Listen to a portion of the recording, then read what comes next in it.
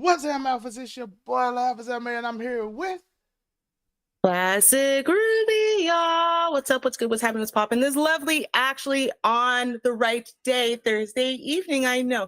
Listen, y'all, okay? We have done a lot of discussing, right? And we've decided, we've come to a couple conclusions. Number one, it seems as though, I don't know, that y'all like the slightly shorter format of the show. Right, yeah. And some of y'all seem to really like Thursdays, but some of y'all seem to like Friday. So we're gonna do some experimentation over the next couple weeks, okay? Just so you know. So today we're doing Thursday show a little bit shorter, a little compact, and seeing if y'all like that, okay?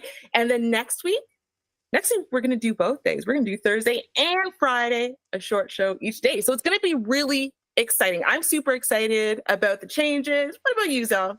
I'm very excited. 2 days. You can condense the shows. Y'all don't have to stay up. Mama Bell, Mama Rubes, Shar don't have to tell me good night halfway through the show. Right. I feel like Shar's going to be the proudest of us, like the most, because she's always the one, like, y'all said 2.5 hours and you're coming up on 3 hours and 15 minutes and I'm done with y'all, right? No more of that. Okay. No more.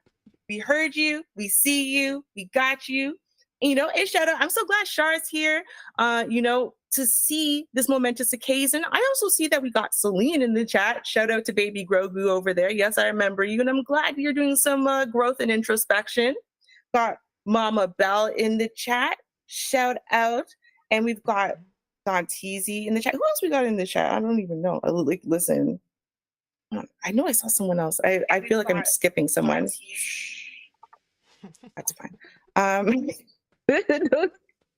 You know when you're like you're struggling. Listen, I'm on struggle streamer time today, just so we're all clear, but we're here and it's going to be a great show. If I skipped you, I'm sorry. Trust me, I'll get you at like the next round, like, you know, the next like place where we stop for discussion. I'll get you that. Right? Yeah. Not it's all me. I've got, no, I'm kidding. Okay, so I think we should probably jump right in. Now, for those of y'all who are new to our newest format, we've got polls, okay? And so every story comes with a poll. You get to vote in. Now, you can literally vote from the beginning of the story to the end of the discussion about the story. So you might want to just hold up, listen, before you cast your vote, because I've noticed with the polls, once you cast a vote, that's it, you stuck. Okay. And so, yeah, let's try out this poll thing again. I'm really excited about it. Yeah. Yeah, I'm excited too. And the first story, shout out to Shar, because I saw it too. Shar saw it. See, we like this. We got this vision right here. We got this vision, and we're about to get into it. So listen to this story. It's absolutely insane. Let's go.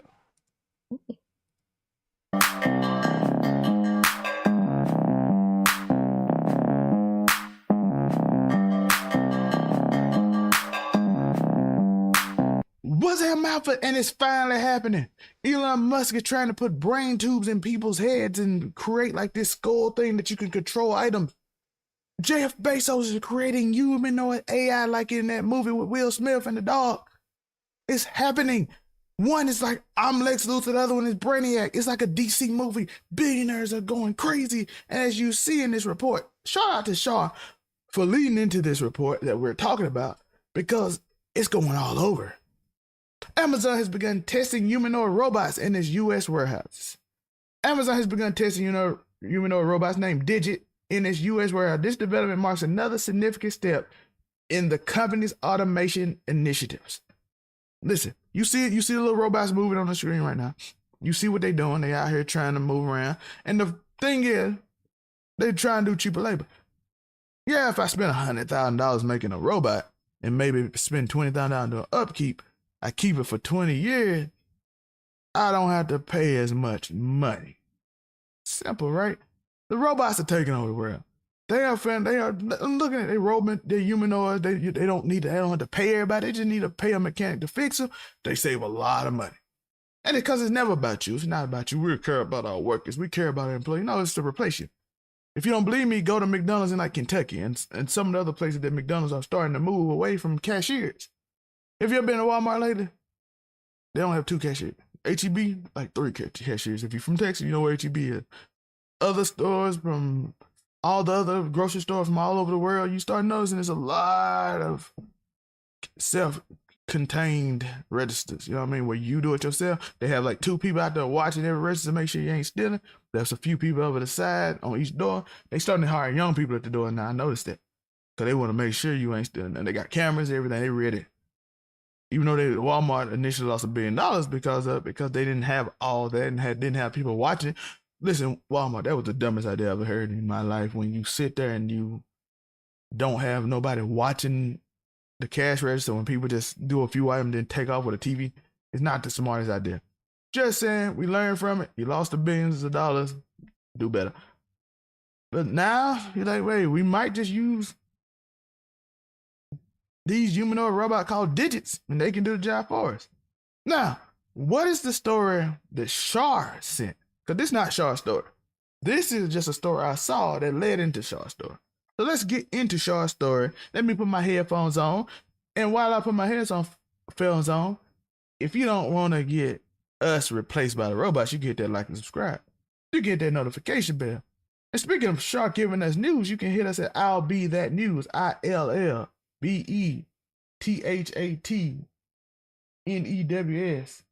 at gmail.com. You don't know how to say mail, I don't know how to hit. But just hit that like button, hit that notification bell. You'll know if we're live on Thursday or Friday or both. It might be a secret. I'll let you know in the community post. So keep up with it. Hit that notification bell. Hit that like and subscribe. Share with your friends, please. Because this is important news. You might just be losing a lot. You know, more than 71 million Americans are expected to shop on Cyber Monday. That is according to the National Retail Federation.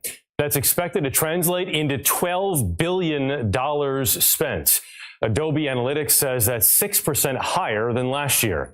A lot of people have been turning to Amazon, of course, for their online shopping. The company says it had its biggest Black Friday ever last week, with more than 1,000 items purchased every second.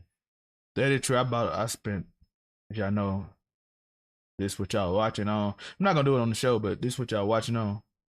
Cost me some bread. The mic that y'all hear to cost me some bread. I spent a lot of money on Black Friday. Bought furniture and all that for my place I'm moving to soon.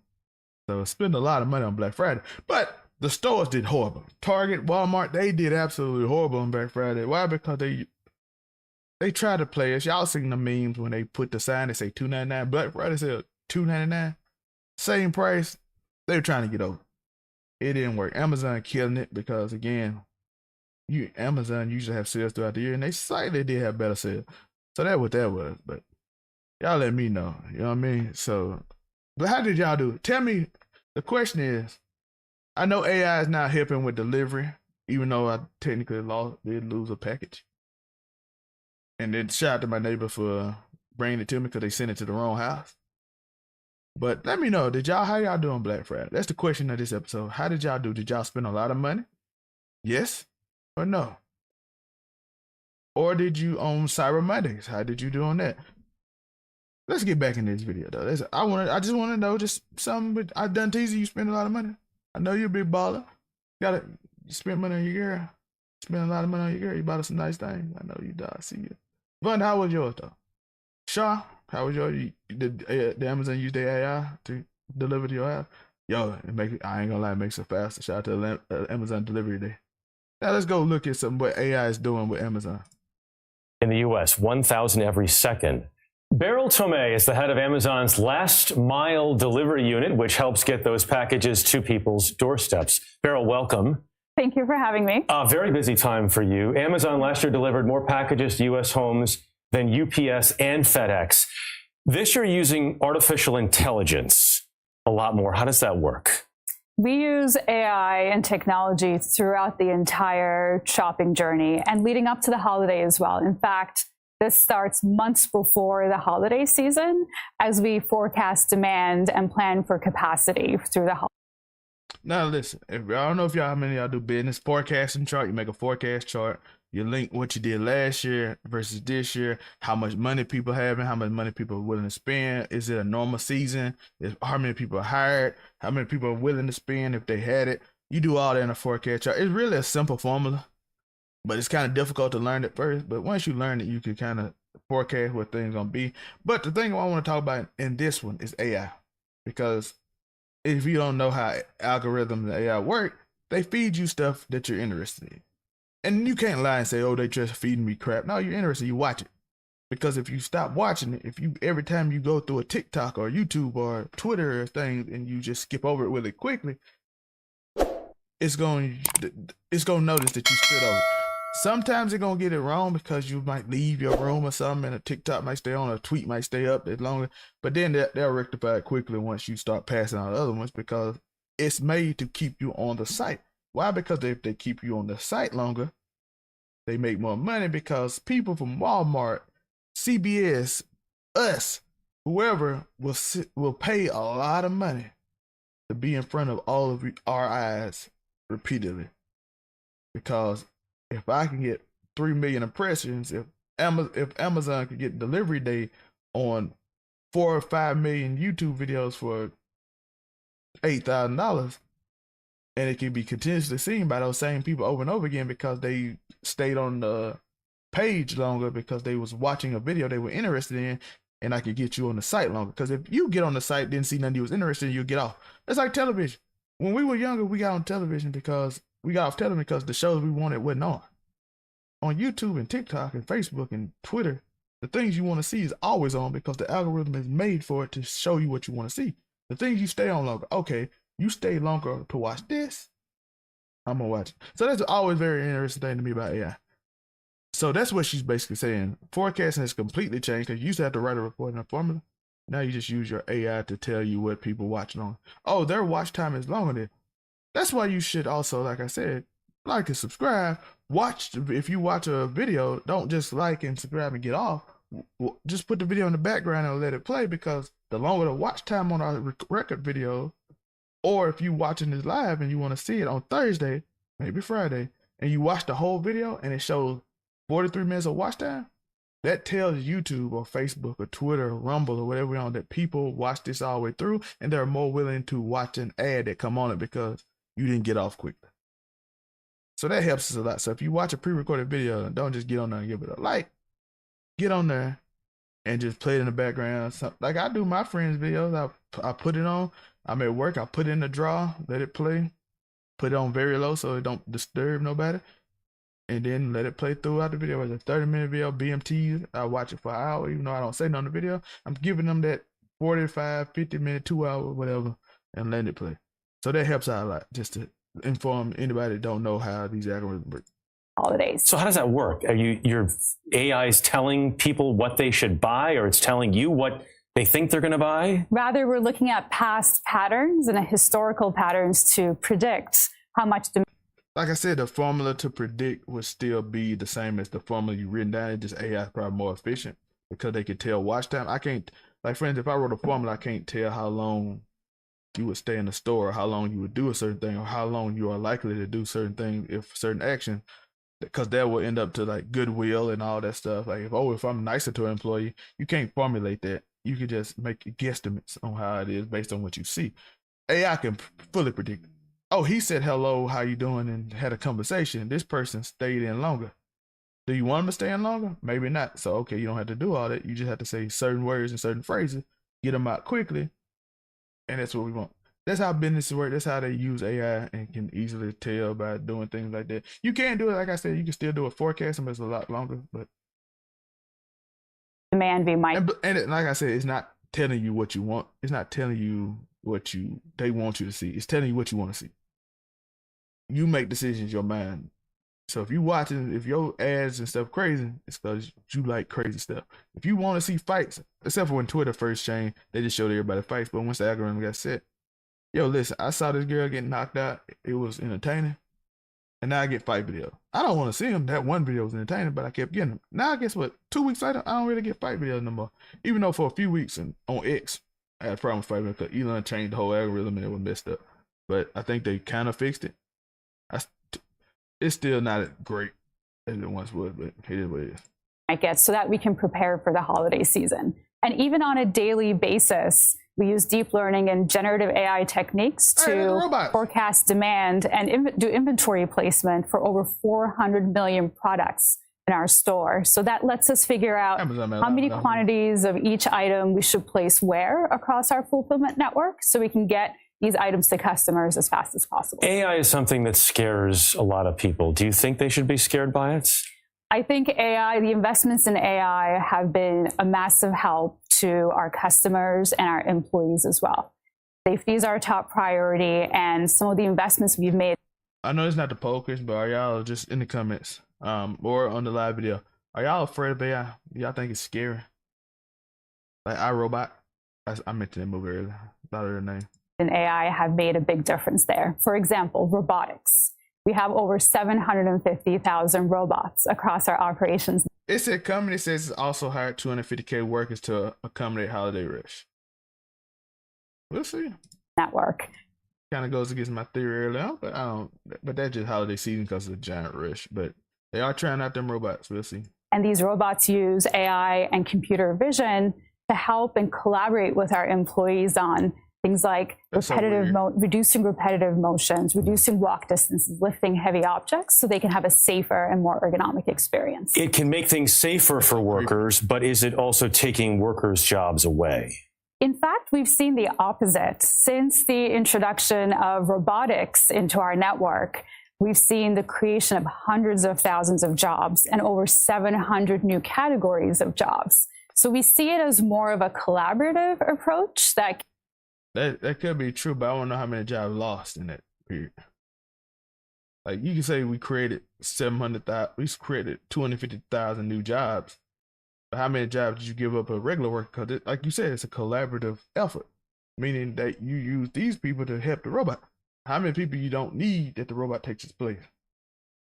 And what happened when and I'm pretty sure this is at a low functioning place right now. Like I don't think they have thousands of robots running around.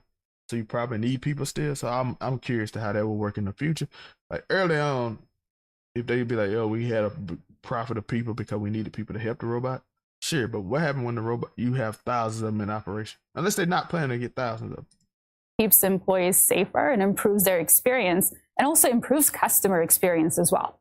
How does Amazon work with? I know a lot of brick and mortar stores get upset because somebody logs onto Amazon and just buys from Amazon instead of actually visiting the store. How do you feel about that? We're very much focused on providing convenience and value to our customers. So whatever it takes to provide them that, we're going to keep investing in it. Let me ask about the third. Basically, we don't care about Walmart being mad. Party sellers on Amazon for a minute. The FTC has taken Amazon to court, as you know, saying fees for these third parties to sell and advertise items, quote, force many sellers to pay close to 50% of their total revenues to Amazon. Is that true? And what's your response to it? I'm not the best person to talk about the FTC piece, but again, we're very much focused on. Why would you ask that AI woman about like something you should ask like their legal team or like their CEO? Why would you ask? I hate when reporters ask it. I know it's an important question to ask. You should ask Amazon this, but you can't ask somebody whose job is not involved in it. That's like you telling me I'm in marketing, but you like, hey, why is your operation cost this, and why are y'all doing this? I'm like, I'm only in charge of marketing. I only hired the marketing team. I don't have no idea. Providing great price, great selection, and convenience to our customers. So beyond Vice President of Delivery and Technology. AI, how do things change as Amazon moves forward? Because we just talked about the numbers. More and more people are buying things on Cyber Monday and Black Friday and all these other times on Amazon. How does Amazon change as you move forward? We're very much invested in the small business community as well, and that's been a part of what we can do to make this help. Amazon, we're a small business. I'll be that news over on that media. So if you want to give us a sponsor, then invest in small businesses. We'll sell your products. Just put the link. We'll have a whole setup just for y'all. Holiday season successful. We have over 60% of our product sales in our store are from independent sellers, most of which are from small and medium-sized businesses. On the final delivery side, we have a program called the Delivery Service Partner Program, which are hands-on entrepreneurs that we work with to create their own delivery companies. We have over 3,500 of these owners. I think I did that with FedEx delivering, it was the government. I did that with the government, where they create like a system where the smaller businesses can create, and y'all own your truck, so they have like this whole building and this whole company set up that the government used to, and it's entrepreneurs, like not just the government. They contract out, then they contract to work, so it's a bunch of entrepreneurs in one place. So across the world, and basically the entrepreneur runs the trucks that they own. Like somebody might get one or two routes. Let's say me, this other dude, and this other dude got one route, and this one dude's over, or I'm over it. So I own these three. So you work under me, and I got these routes. So I'm an independent contractor. I'm a small business, right? And then you have a bunch of people do the same thing under this other bigger business who run through the government. That's what we did, and now Amazon's apparently doing the same thing. Except I don't know. I think they cut out the middleman, and they just do it directly. So like you buy your routes or whatever. With the investment within this program, the program itself has generated over $45 billion in revenue over the past 5 years for these small businesses. Would you rather be selling it just yourself or working with a third party? We're, again, very much invested in what our customers need and innovating for them. So working back from that, we want to offer them great selection, and the 3P sellers are a big part of that story. Amazon has a lot of 3B sellers, if y'all business to business sellers and all that stuff. So it's like B to C sellers. So it's very interesting on what AI is going. I know I make the jokes at the beginning about this and that and all these things that go on with Amazon and all this stuff, and how Jeff Bezos is the Lex Luthor and Elon Musk is the brainiac. But a lot of this stuff does make your life easier. That's why you ain't gonna complain about it. Like right now they're gaining jobs, but when they make thousands of them, if they do, and people lose jobs, people not gonna complain because it's convenient to you. It's convenient to us, right? Just imagine when your package don't get lost anymore, or it's a 99.9% package rate that's actually dropped off at your house, and deliveries are quicker now. So it don't take 3 or 4 days, it take 1 or 2 on all deliveries. Your life is more convenient, right? Even if you have to spend a little more money and everything else, we accept convenience. That's why we overlook a lot of bad things. I just want to know y'all thoughts on this. Tell me how y'all feel about AI, the robots taking over. Is Elon Musk, Brainiac, and Jeff Bezos, Lex Luthor? Let me know in the comments. Like it's classic Rubes Zell. One last time, like and subscribe to that notification bell. We out. Peace.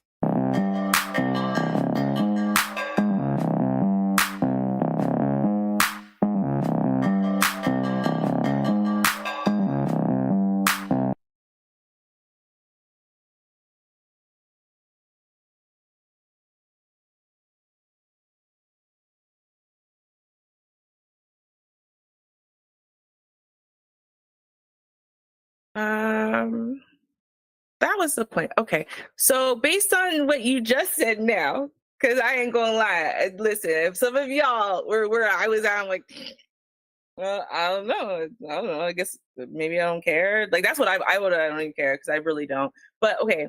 Um, Here's the thing: people can be easily radicalized, especially younger people, especially people who are very trusting or open in a moment. But the truth is that the algorithms, it's kind of like a catch 22. You know what came first, the chicken or the egg?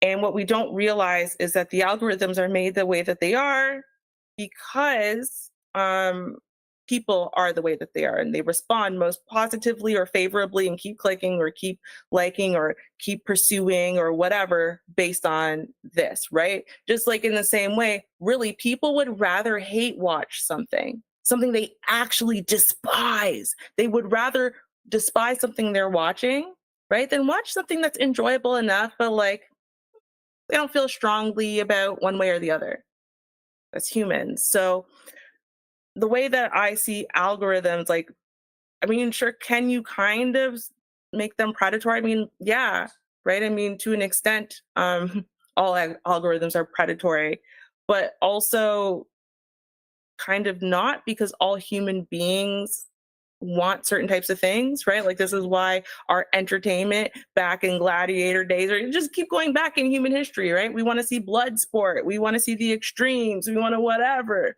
And the boring stuff doesn't entertain us much, right? That's why we all hate children's baby television, right? Treehouse is the worst programming ever. You want literally someone to pry your brain from your skull versus watching. This is boring, right? Because nothing's happening. You want to be attached and be angry. And that's what algorithms know, and that's what they take advantage of. So, I mean, I don't think that they create the human psyche. I think they just take advantage of it. So, in that way, I don't really see it as like a scary thing. Just like I don't really see like AI as this scary thing that's going to take over and harm us all, because we keep forgetting certain kinds of principles, like the fact that as soon as AI does something that we're scared of, this tiniest thing, we don't keep letting it run to see what will happen. Right? We unplug it all and then we hide it inside of some room with a bunch of walls that no one can ever access ever.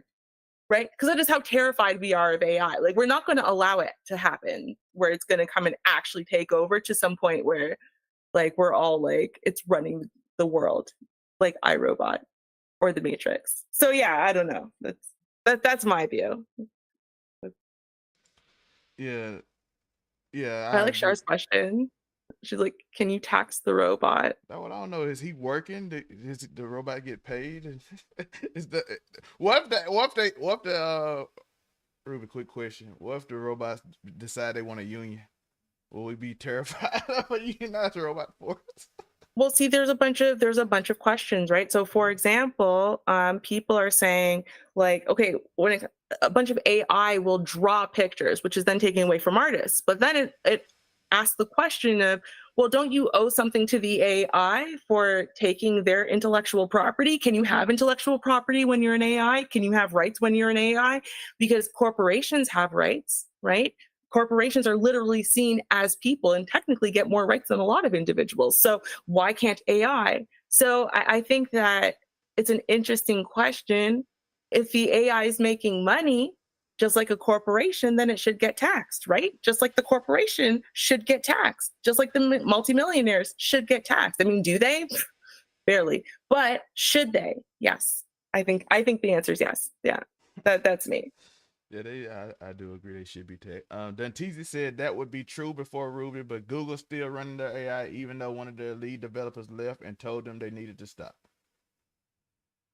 Yeah, I think to me, right? To me, there's a difference between having foresight about something bad that could happen, even though nothing bad's happened yet, and then being reactionary given the fact that something bad happened. And those are the two differences, right? Whereas, and I think that this lead developer left because of something bad that could happen.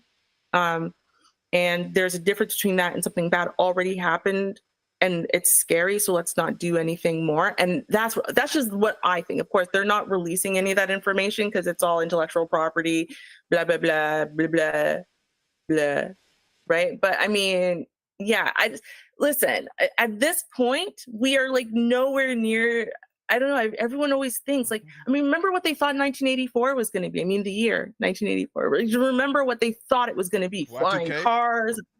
Yeah, remember what we thought Y2K was going to be? Like, we're so scared, like, oh my God, it's going to turn over to 0000, and the zeros mean it's going to erase all of society and everything we know. Our money's going to disappear, our lives will disappear, planes will just plummet from the sky, right? Like, I think we're a little bit alarmist when it comes to technology, and it's because a lot of us use it and don't understand it either. So, I don't know.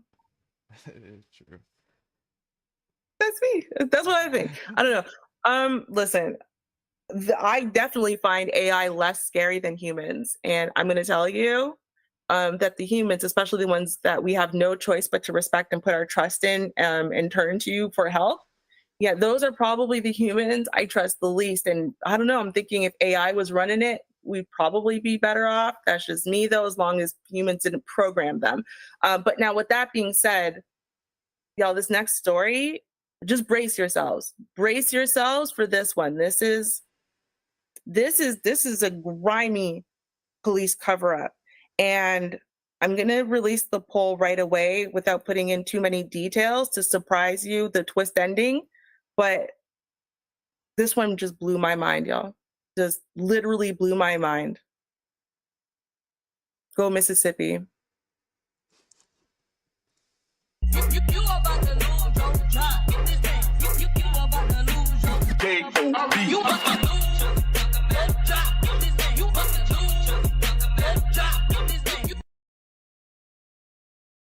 The reason why I don't do police corrupt cop type stories very often is because it really gets under my skin and pisses me off. It really does. First off, we have to thank and shout out, thank you very much, sir, to Mr. DJ Muzak for this story. Cheers! I kind of feel like, sometimes ignorance is bliss, and I would have been better off not knowing.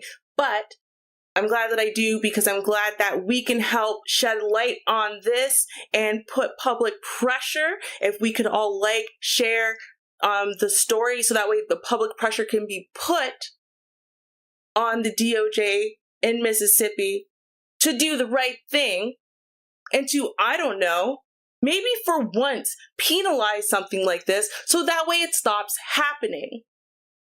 So that way we don't have the same type of crap happening over and over and over and over again. Wouldn't that be lovely? What am I talking about? Let's take a look at the footage, y'all. We have a very disturbing story. It comes from Jackson, Mississippi, where a woman says that authorities waited months to tell her that her son had been struck and killed by an off-duty police officer in his cruiser. 37-year-old Dexter Wade died back in March, but his mother said she did not find out about his death until August.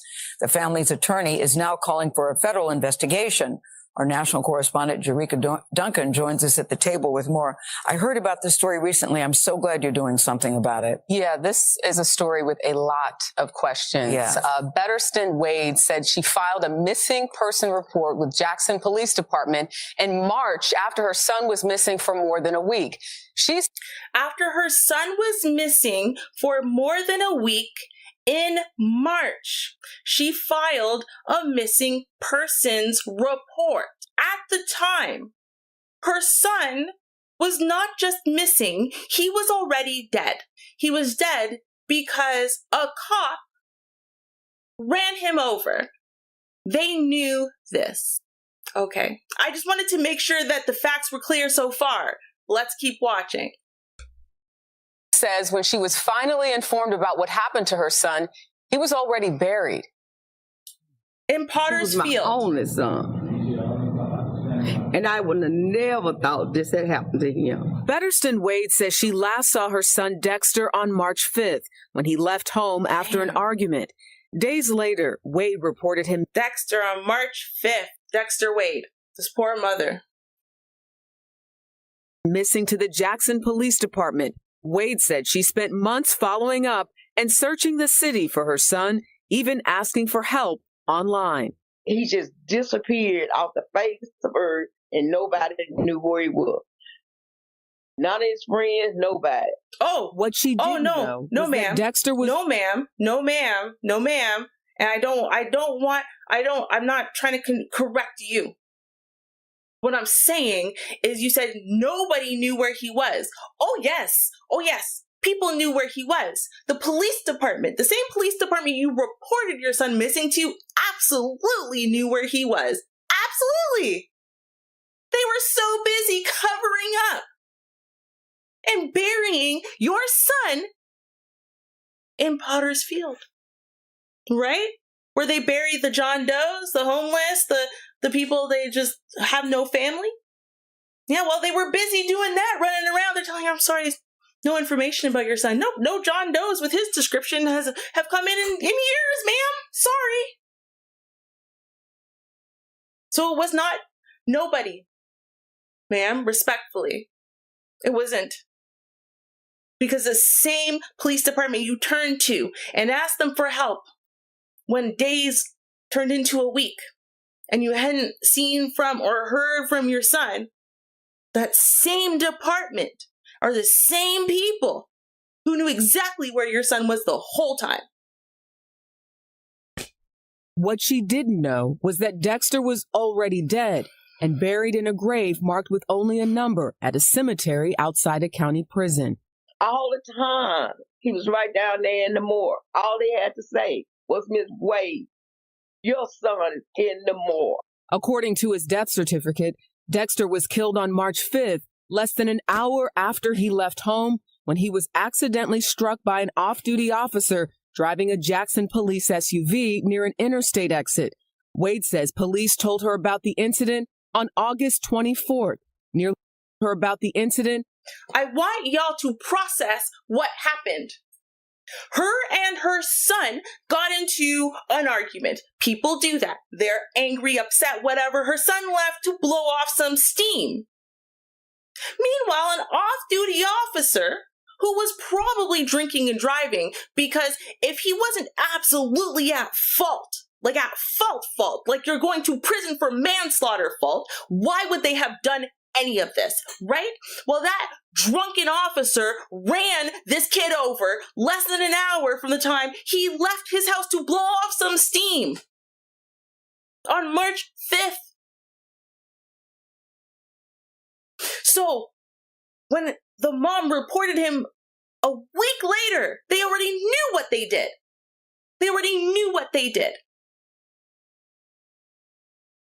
All to cover up for this off-duty officer who bet your ass was so guilty. And I don't mean of just running him over. I mean of driving while intoxicated, driving while drunk. They were covering up for that man who took a young, promising life and then lied to the mother. From March 5th to August.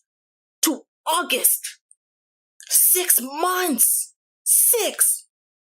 Jackson police SUV near an interstate exit. Wade says police told her about the incident on August 24th, nearly 6 months after his death. Give me a reason to why y'all did not contact me? Why y'all didn't knock on my door? Wade said a coroner identified Dexter from a prescription medication that he was carrying and received the next of kin information from a medical clinic. According to Wade, the coroner was unable to reach her, but she was told Jackson police tried to contact her several times. Wade says she never received a call. It was, in fact, an accident. Bullshit. You know why we know it's bullshit, y'all? Do you know why we know? In case you weren't figuring it out here, let's connect the dots, right? So we're saying, right, that Ms. Wade, they're trying to call herself because her son, Dexter Wade, was missing, right? missing. But no, they found him. He was dead. They were trying to, next of kin. That was really what it was. He wasn't missing. No. Where am I getting the missing part from? Oh, I know where I got the missing part from. Right. While they were calling her multiple times, she was waiting a week, hadn't heard from her son, called the police department, said, hey, I'm Ms. Wade, and I'm looking for my son, Dexter Wade. Went and made the missing persons report and everything. And then almost 6 months later, they told her where her son was. So what we're trying to do is what? We're trying to suggest that those people who were frantically trying to call her a week ago, by the time she came in and made the report, what? They were just what? Well, all those people quit. They didn't know. They're deaf, dumb, and blind. These two departments don't speak. Like, what excuses are you trying to make? Exactly. And that there was no malicious intent. Jackson's mayor addressed Wade's case last week. There was a lack of communication with the missing persons division. For 6 months. The coroner's office, an accident investigation. Wade's frustration with the city runs deep. Last year, a jury convicted a Jackson police officer of manslaughter and the beating death of her brother. It was intentional that they did not contact her. Civil rights attorney Ben Crump is now representing the Wade family. We're going to petition the court to have his body exhumed and have a independent autopsy performed and then give him a proper funeral for his mother and his daughters and his family. Wade's frustration with the city runs deep. Last year, a jury convicted a Jackson police officer of manslaughter and the beating death of her brother. It was intentional that they did not contact her. Civil rights attorney Ben Crump is now representing the Wade family. We're going to petition the court to have his body exhumed and have a independent autopsy performed and then give him a proper funeral for his mother and his daughters and his family. CBS News reached out to the Jackson Police Department, but did not hear back. And as you heard Mr. Crump just mention, that they hope to have Dexter's body exhumed, but they're hoping to do that next week. Jeez. To look at the amount of trauma this family has faced, though, and to know as a mother that you're doing everything you think you can, whether it's going online, asking people, going to the police, and somehow, as the mayor said, it was a lack of communication. For this family, they just say that's not good enough. Yeah, that's more than a lack of communication when you have a prescription bottle that has his name on it. He's 37 years old. Why did they finally decide to tell the family that he was killed back in March? And without the police really coming out and addressing this head on outside of the mayor, and what he has said, there's still a lot of questions, and the family wants to know. When you think about in the context of Jackson, Mississippi, Jim Axelrod did an investigation last year, which showed this is a place with some of the highest rates of homicide in this country, 156 homicides, I believe, in 2021. There he is speaking to some of the people who were saying that police weren't taking their cases seriously, that 4 out of 10 are solved. Yeah. You know what I keep thinking? This mother, they had an argument with her son. Right. You sometimes have arguments with your children. Right. And they leave on that note, and she's never had a chance. Yeah, she's never had a chance to have a conversation with him. And she talked about in the news conference, it wasn't normal. You know, they would have their disputes, and like any, mother, son, or daughter, they'd come back. It's all good. I'm sorry, mom, whatever. She didn't think anything of it as he walked out. She had no idea, obviously, that would be the last time. Well, I hope that she gets the resolution that she needs. Hold on. Why are they talking about nothing? Because I'm not understanding why we're not addressing what was just said. Ms. Wade lost a brother to a beating death of a Jackson cop. A Jackson cop beat her brother to death, was convicted of manslaughter like a year ago for beating her brother to death. That's why I had to rewind it and make sure I heard that right. She lost a brother because her brother was beat to death by a Jackson cop who, very recently was imprisoned for his manslaughter charge. And then very shortly after that, her son gets mowed down by another Mississippi cop They find out this is Dexter Wade, the nephew of the guy another Mississippi cop beat to death. I know what we should do. We know exactly who he is. Let's hide him in Potter's Field for a while. Just until the heat dies down. Especially if, as I suspect, that cop was drunk, high, or otherwise when he plowed over this kid. Was it intentional? Were they aiming for him in retribution? I don't know. My spidey senses didn't say that necessarily, but it doesn't mean it's not true. I don't know. What I do know is I find it quite shady that no one's talking about it. I don't know, but y'all let me know what you think. Because, again, Ruby likes to wear a tinfoil hat on these ones. I get it, but it seems pretty cut and dry to me. I don't know.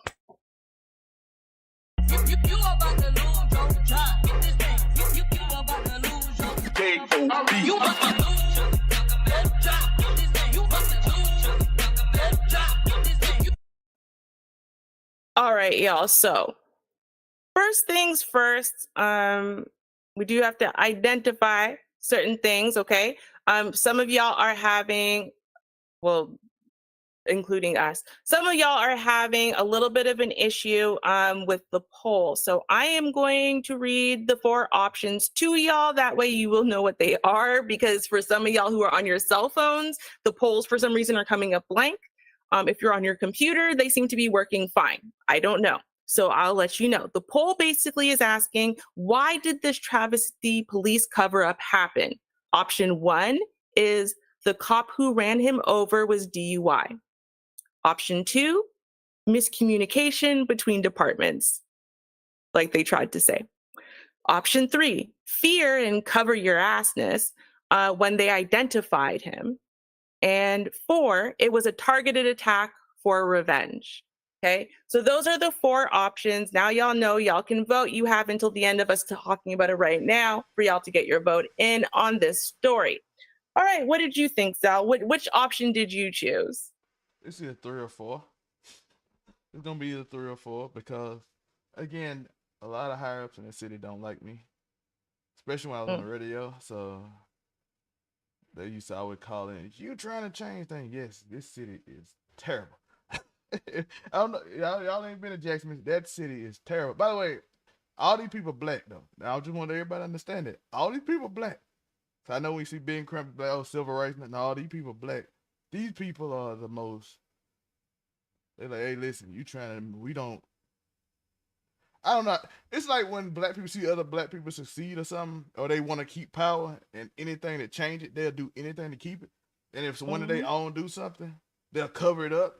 So that's why I said it might be a cover up. Or if they don't like you, they might try to get rid of you because they all in it together in some weird group, and then they all friends, and then they all know each other. They all make a call. That's Jackson, Mississippi. The roads are terrible. They got like $20 million to fix the roads. It all just disappeared randomly, and the roads are worse than it was before. And then they sinkholes and all this stuff. Listen, it's a lot of strange stuff going in the city. The homicide rate is insane. As y'all saw, it's probably number 2 or 3 in the country based on population. It's just... See, the thing is, and again, I'm sorry, but I'm not going to allow us to divert onto this. Oh, the biggest homicide rate, and I don't care about all that because that's not what happened here. See, what had happened here in this particular story is 2 things. Number 1 is, yes, a black cop, okay, from Jackson, Mississippi, and another cop. There's more than one, and I'm going to guess that there's multiple of them, probably, since I could find the image of one. And that one happened to be black, that maybe the other ones aren't, but I don't know, right? But what I do know is that the cop beat to death an innocent man, right? And when I say innocent, well, why am I saying innocent? Well, because if he wasn't innocent, there would be no manslaughter charges. And there definitely would be no manslaughter conviction somewhere like Jackson, Mississippi. So the cops beat to death a 62-year-old man. And then a year later, after being, well, not a year later, because technically it's 4 years later from the crime. It's a year later from conviction. an off-duty cop ran that man's nephew over, killing him. They discovered who he was. Now, I didn't say this in the story, but yeah, Dexter, Wade, had actually gotten in trouble with the cops, which means they could have just run his prints, and he's definitely in the system. So if you didn't get it from his ID, which was in his pocket, if you didn't get it from the bottle of medication with his name on it, then you definitely would have gotten it from his prints, which are all in the system. Despite all of that, since that means we know for sure they knew who he was, right? And forget all of their lies and everything. They went, oops, we just ran over and killed the nephew of a guy we just beat to death. Oops.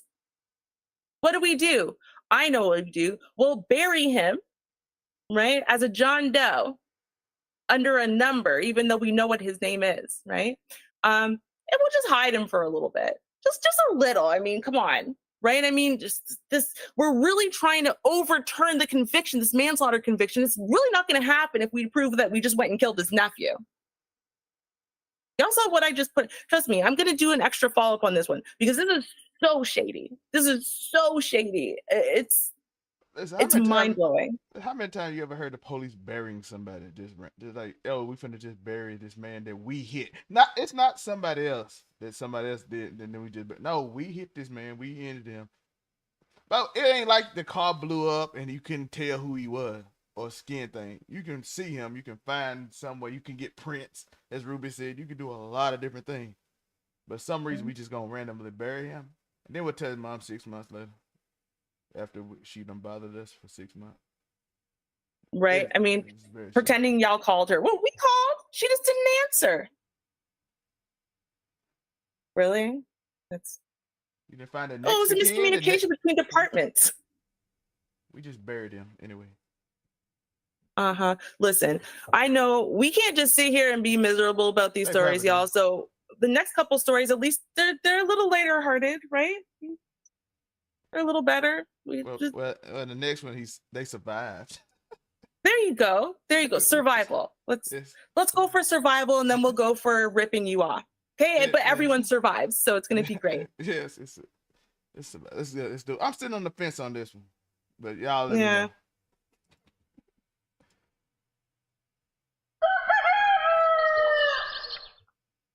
In the world, we have Mizzies and pranksters who punch people in the back of the head, commit crimes openly. Say you don't get it. It was a mistake. It was an accident, right? We do things because it was a prank, bro. You know what I'm saying? In unaccountability culture, where in some cases we have real incidents, real problems, and bad things happen because bad things tend to happen when you commit crimes. Sometimes when you don't commit crime, but most when you commit crimes, you live in a life where the result may not end up what you thought it was going to be, what you wanted it to be. And this is the case in this young man's here when a Pennsylvania restaurant owner arrested for Sh00ting who tried to steal tip jar. Police. Let's go read this story because this story is absolutely insane. A Pennsylvania restaurant owner was arrested after he allegedly shot a 15-year-old boy who tried to snatch a tip jar from the counter, according to police. Muhammad Hamdan, 39, allegedly shot the teenager several times on Friday night inside his restaurant, Hook Fish and Chicken in Stowe Township, just north of Pittsburgh, the Allegheny County Police Department said. Police had received a report of shots fired at 10 p.m. Moments later, they received another call from the teen's mother who said her son had been shot several times, according to a police report. Now, we're going to go into this because this is going to be a debate. This is going to be a question for y'all. It should be in the chat. Do you think shooting someone multiple times or stealing a tip jar is a viable crime? That's we ain't talking about shooting because we're gonna see what happens later on. But do you think that's a viable thing? We know we have gun laws in this country and people are gun crazy and people want to protect themselves, and we see incidents all the time where this completely goes left. This is why I'm fence sitting on this, because this completely can go left. We saw the man pull on the kid who he thought was knock on his room for Halloween, right? Where he said knock and then run off. the ditch thing. You see people throwing toilet paper, they pull guns on them. We saw him get confused by that and actually pull one on a kid who thought he sent a present of candy to his friend's house. So he put a gun on. See, this is where this fit sitting come in, because where's the line? That's what we're trying to decide in this case. In Muhammad Hamdan, he's on that line. So which way do we sway?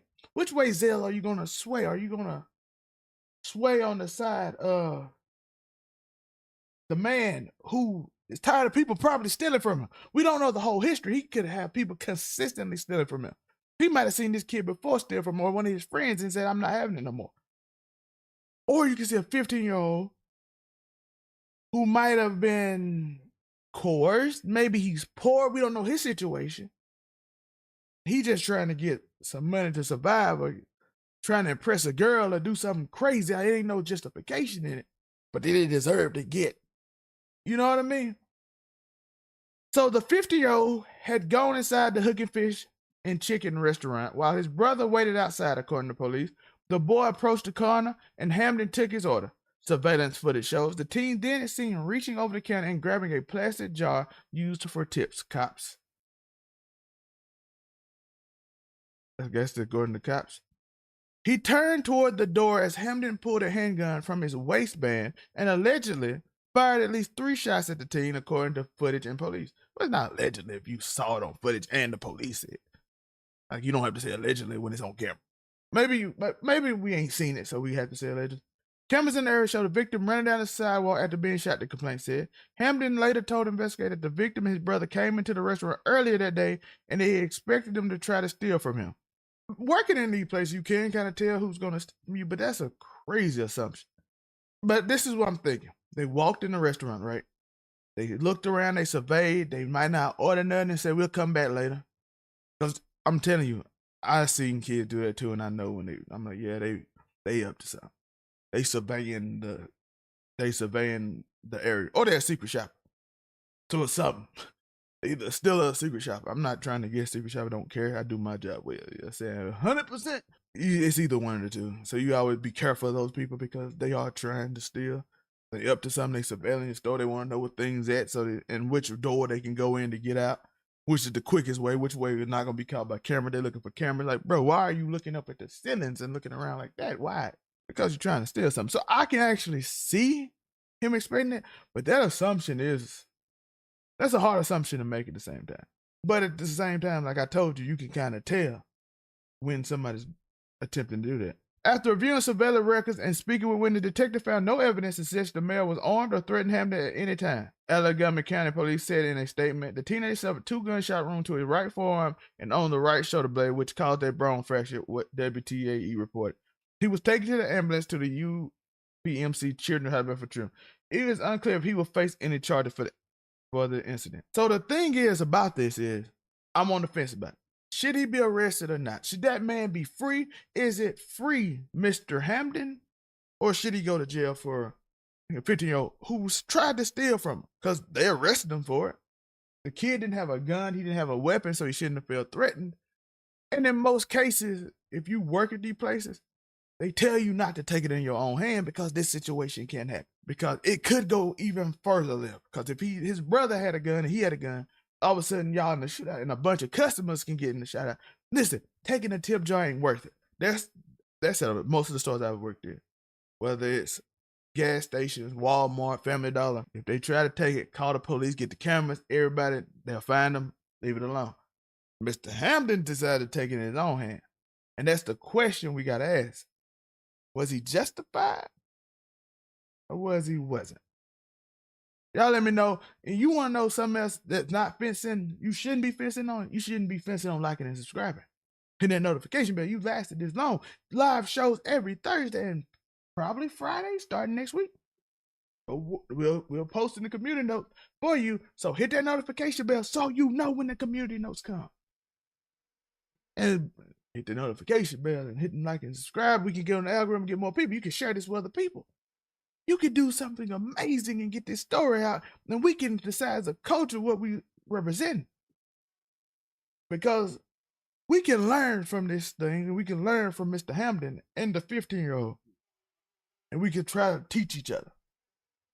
But it only helps if you help me by liking and subscribing, hit that notification bell. Let me know again, who should Mr. Hampton be free? She stay in jail. Zaya Rubes.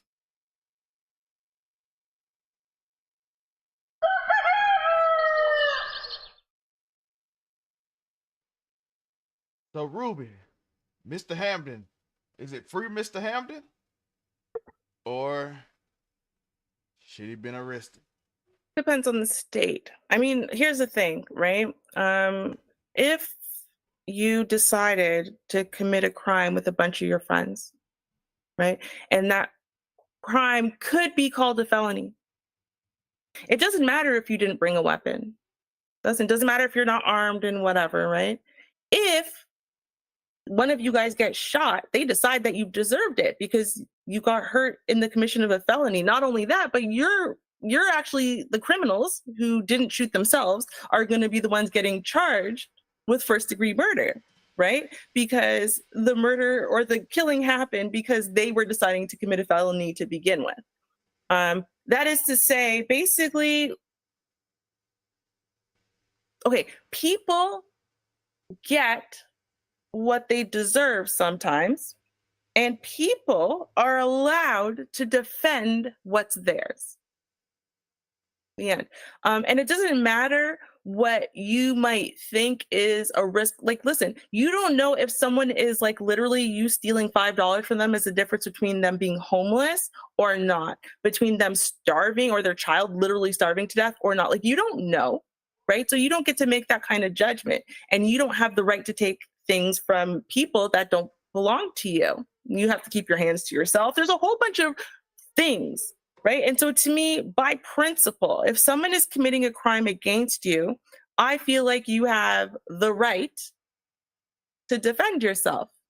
And I think, like, in the case of you being robbed or, something like that, you don't know this person, whatever, I think it's totally reasonable for you to shoot them if you're in a country where you're allowed to have guns and shoot people. Why not? Right? I would stab you. Like if you're trying to do something to me, I have a right to defend myself. And it shouldn't be like but it would be wrong if you did something. Like, isn't it wrong for them to commit the crime against me more? Right? I would never have shot them if they didn't commit the crime against me. So I'm just saying. That's what it is. You could say, there's not that much money. It doesn't matter. You don't know anything about anything. And it's the principle. You don't get to take things from other people and think there's no consequences. It's the real world. Sorry. That is true. And I tend to agree with Ruby when I can see both sides in a weird way. But I do agree with Ruby. If you leave people stuff alone, you won't get shot. And fortunately, he lived, so we don't see a young black man pass away. So he get a chance to learn his lesson in the hospital, and hopefully next time he think about stealing something, he can look at the bullet wound in his shoulder and be like, yep, better not do that. Better not do that no more. Yeah, I don't know. I mean, listen, y'all gonna have to, vote, okay? Because we're right about to be done this discussion, and we're gonna be moving on to our last story of the night. Now, this last story is interesting. It's definitely interesting. I'm going to tell y'all something. To me, I'm noticing a pattern, trend even, happening in Georgia. It's extravagant overpricing, left, right, and center. Like, I don't know, man. I don't know what's going on over there in Georgia. Y'all are going to have to judge for yourselves, though, and see whether or not Ruby got it right. Check it out.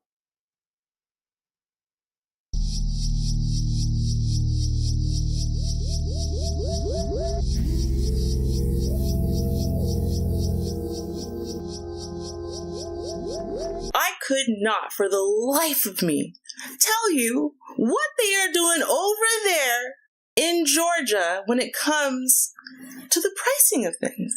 I mean, it seems like every other story out of Georgia has to do with some insanely priced stuff. And this story Yeah, it's not going to be any different than what you're expecting. So before we get started watching the video, okay, we got a shout out. Thank you so much to Charwilly for this one. Cheers! Y'all, I don't even know what the answer is. I know what the problem is. I don't know why the problem happened though. So let us all learn together. Okay, let's go. This is the thing everybody's talking about today. More than $7,000 for a Subway sandwich? An obvious mistake. But an Atlanta woman has spent nearly a month now just trying to get her money back. Channel 2 consumer investigator Justin Gray with us live in College Park. Everybody shaking their heads. Justin. So many questions, not enough answers already, right? $7,000, y'all, for a Subway sandwich. Like, you have to stop for a second and, like, process to yourself. Like, I can't even imagine how much. I think you'd have to buy out the entire store. Like, how do you make such a mistake? Was it supposed to be like $7 and then you added an extra 3 zeros by accident? Like, this is wild. I can't even guess. Y'all, can y'all even guess where did the $7,000 come from? How did we even get to this level of mistake? Y'all, let me know if you can figure this one out. I have no idea. Are we really talking about $7,000 that she can't recoup? Yeah, we sure are, Justin. This is what she ordered. The number 4. It's an Italian, and with her coupon, it's the same price every time. $7.54. But that credit card charge, it was more than $7,000. I could have gone to Italy and got the sandwich. Right? Money to spare for the price Vera Connor paid for her Italian sub at this College Park Subway. This was $7,112.98. More than $7,000. See? So right here, I don't know what they're going to say. I don't know, okay? But if it was $7.54, right? Like, that's how much the special with the coupon would be for the Italian sub she always gets, right? Well, then you would think that it would be $7,540. But it's not. It's $7,100. What?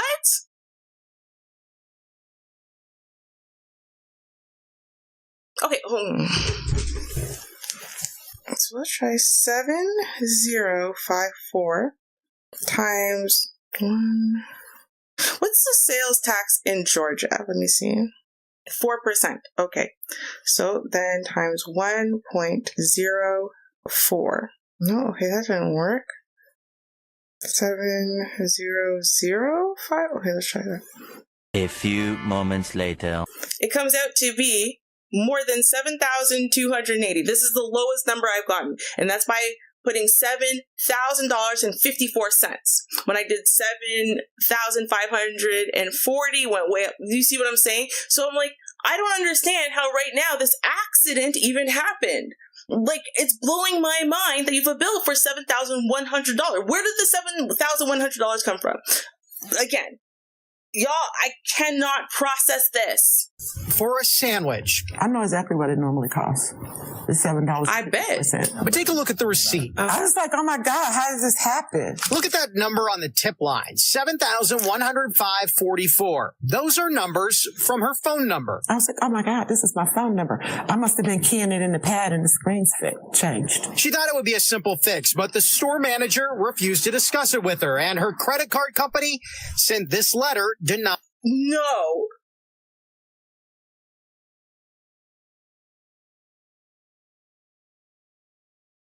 What? Okay, y'all in Georgia are going to need to answer this question for me because, okay, to be honest, I don't really leave the house very often either, but I don't remember ever going for, like, I don't know, say a Subway sandwich or anything else for that matter, where it's like, okay, I'm paying debit now, and I go to use my debit card, and one of the things I have to do is key in my 7 to 10 digit phone number. Do you see what I'm saying? Like, in the little machine they give you, the debit machine. So I'm very confused right now. Like, why would it have been prompting her to put in her phone number? That seems weird. And then when it comes to a tip, why Why would the machine allow you to tip?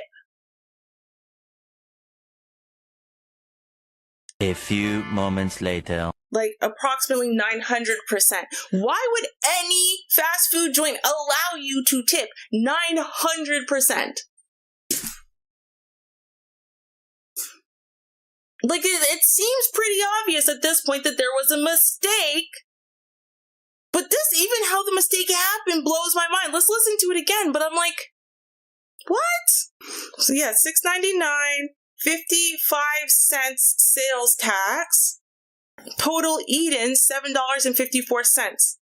Total with tips. Jeez, look at that, tips. $7,105.44. Wait, general sales tax 7.75. I'm sorry, I looked it up. It said 4%. I'm not gonna lie. It said 4% when I looked up sales tax for fast food in Georgia. I swear I'm not lying. So I don't know why it's 7.75%. I don't know what happened. Anyway, it's like the 2023 rate. It's not even wrong. Anyway, doesn't matter. Point is, that's wild. That is wild. She said she's recognizing her phone number. Fine. 7,105.44. Those are numbers from her phone number. I was like, oh my God, this is my phone number. I must have been keying it in the pad and the screen's changed. She thought it would be a simple fix, but the store manager refused to discuss it with her, and her credit card company sent this letter denying her claim. This is unbelievable because I feel like everyone that sees it has to know that it's a mistake. I've worked in retail before. I know how we tally up at the end of the night. Hey there, it's Justin Gray with Channel 2. Is a manager here? I left a card for the manager at this Roosevelt Highway subway and also reached out to Subway Corporate and the credit card company Bank of America. That's the receipt. Oh, damn. Even employees at the store were shocked by that sandwich total.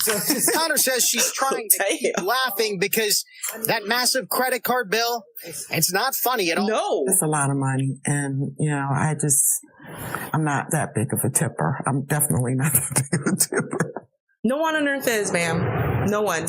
So she's trying to laugh, but this really isn't funny. Nobody from the local Subway so far or Subway Corporate, we reached out to them. Nobody has gotten back to us. I did talk to the credit card company, Bank of America. A representative there says they have now reached out themselves to Subway Corporate, trying to encourage Subway to make this right. Obviously, we reached out to them as well along those lines, and we still have not heard back. We'll continue to track this for you.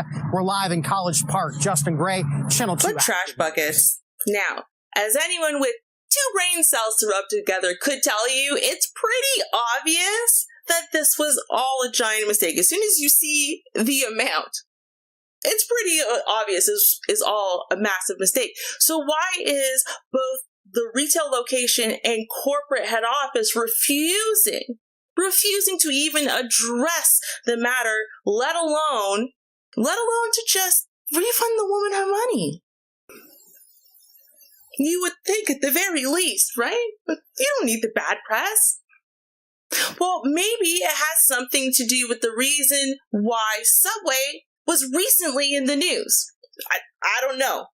But it seems like we keep hearing about these cheap shots happening where people are, trying to damn near steal money away from people instead of just doing the right thing when they're in a little bit of a financial bind themselves. And what do companies do when they're in a financial bind? Well, they sell. That's right, y'all. And was Subway trying to sell? Actually, yes. Yes, Subway was trying to sell. For those of y'all who did not know, Subway has been trying to sell and in this process of selling since August. But they've hit a snag. Now, it says, as you can see here, for those of you who are just listening, I'll read it to you. It says the Subway sale might not happen due to possible sandwich monopoly. The purchase of Subway has some officials concerned about Big Sandwich. Because now you can put big in front of anything. Big sandwich, big sugar, big cake, big cookies, big circle light. I'm looking at big camera, like, geez. Okay, big sandwich, though. A potential sandwich monopoly has Subway's recent sale under scrutiny from the Federal Trade Commission, Politico reports. The proposed $10 billion purchase of Subway kicked off back in August. But several anonymous sources tell Politico that the FTC is evaluating whether the sale may lead to a monopoly because of the sandwich businesses already owned by the prospective buyer, Roark Capital. So in February 2023, Subway announced it was placing itself up for sale, and the business eventually valued itself at $10 billion. Though it was a hefty valuation, multiple companies showed serious interest in purchasing the sandwich behemoth, and America's 8th largest fast food chain. Interested parties at the time included Goldman Sachs Asset Management, Bain Capital, TDR Capital, and TPG. However, in August, Roark Capital Group, a private equity firm with investments in multiple industries, including health, wellness, and education, purchased Subway for $9.55 billion. All's well that ends well, right? Wrong. Roark already has full or partial ownership of a number of restaurant groups, including Inspire Brands, which owns Arby's, Baskin-Robbins, Buffalo Wild Wings, Dunkin', Jimmy John's, and Sonic Drive-In. Roark's ownership in Arby's and Jimmy John's, as well as 2 other sandwich shops, McAllister's Deli and Schlotzsky's, is what has the FTC concerned. With a massive chain like Subway heaped onto that pile, the Roark portfolio will potentially have a monopoly on quick service and fast food sandwiches. The FTC has begun more heavily scrutinizing deals made by private equity firms and how those acquisitions might affect prices for consumers. See if someone cares and it actually helps us. But anyway, I digress. The FTC is also currently looking into the merger of 2 major grocery chains, Kroger and Albertsons, as that partnership also has the potential to create a monopoly in the grocery industry. These concerns about a lack of competition in the sandwich industry have even caught the attention of U.S. Senator Elizabeth Warren, who took to X, formerly Twitter, to share her views. We don't need another private equity deal that could lead to higher food prices for consumers, tweeted Warren. The FTC is right to investigate whether the purchase of Subway by the same firm that owns Jimmy John's and McAllister's Deli creates a sandwich shop monopoly. Although Roark's purchase of Subway would give it a large slice of the sandwich chain business, there are at least a few rising competitors in the marketplace, right? QSR magazine named Jersey Mike's America's fastest growing restaurant chain in 2022. Jersey Mike's currently has more than 2,600 locations spread across the country. And though that seems small compared to the 20,576 shops of Subway, Jersey Mike's has been on the rise while Subway has been shedding locations as part of a revamped strategy. So they're trying to debulk themselves to make themselves even more attractive to potential purchasers. Like, I don't know. But again, I think we simply need to look at why, right now, are they not willing to just return this woman $7,000? And to me, it strikes me that since it's a very obvious mistake, very obvious, that it literally did not pay for any type of service or anything else, that right now, what we're talking about is the fact that maybe the company really just can't afford to reimburse her. I don't know, but y'all let me know what you think. Let me know what you think. Does the sale have something to do with this? Or not so much? I don't know. Y'all let me know.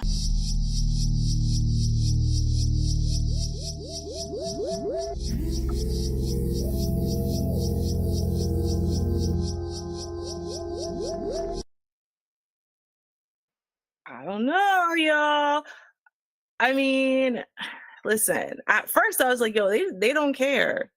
Then I was like, well, but then, I mean, it's the tip line. Maybe they paid it out to the employee already and they can't get it back from the employee and they don't want to pay out the $7,000. Wait, but why wouldn't they just pay out the $7,000 anyway? And then I just stumbled accidentally across the story about the sale of Subway, that they have been desperately trying to sell their company and finally got a seller or purchaser in August. And now it's been stalled. And when you are very close to bankrupt and you're trying to sell your company and then it gets stalled over big sandwich concerns. It doesn't it doesn't change your financial outlook, right? Like you're still nearly bankrupt and still really can't afford to keep functioning. I mean, very much maybe you're starting to function where you're starting to pay out of your own personal finances or making sacrifices, and they really want the company to be I was going to say acquisition, but purchased by Rourke Industries, so that way Rourke can pay out the $7,000 because they just don't got it. You know what I mean? That's what I really think must be happening, because this is ridiculous. The bad PR and everything from this is not worth it. In my opinion, there's no way you want to let this, hellstorm rail down on your company when it's not a done deal yet, because everything's kind of on pause. So why else would you do it unless it was just a matter of you can't afford it? So I am clicking. Can't afford it. Yeah. What did you say, Zell? I think they just a greedy corporation doing greedy things, and that's what they do. One thing it's so straight. I don't know why they wouldn't just give her money back. They're so confused. Listen, y'all all know how I feel about tips at this point. I made a whole video on how I hate tips. Because all this, this proves my point, Ruben. Ruben gets proven points by animals attacking people. I get proven points by tips. Fair. That's how it goes. See, I'm telling you, that's how they get you. I told y'all they ain't going to touch people's hands. Them tips going to corporation. They saw that $7,000. They're like, yeah, we taking your credit card. The crazy thing is, Ruben, they don't even answer the phone. They don't even answer the call. They're busy. What are you doing in there? You're like, hey, we're going to sue you. All right, we'll get back to you. Mm-hmm.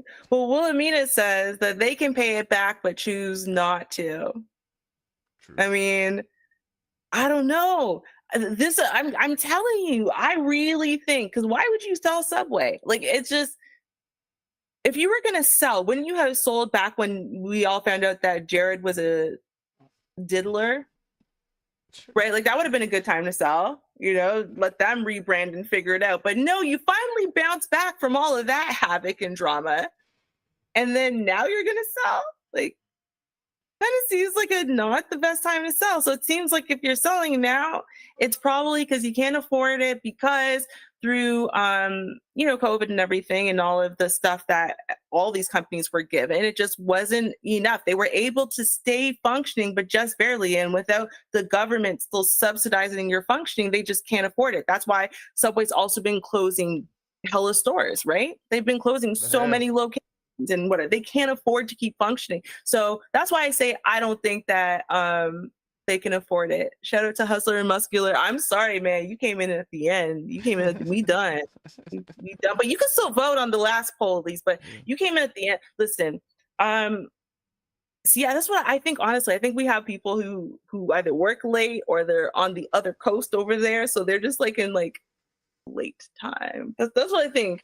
And I think that's why we have an interesting lapse. If we start really early, we get one group, and then if we start really late, we get a completely different group. It's interesting. Yeah.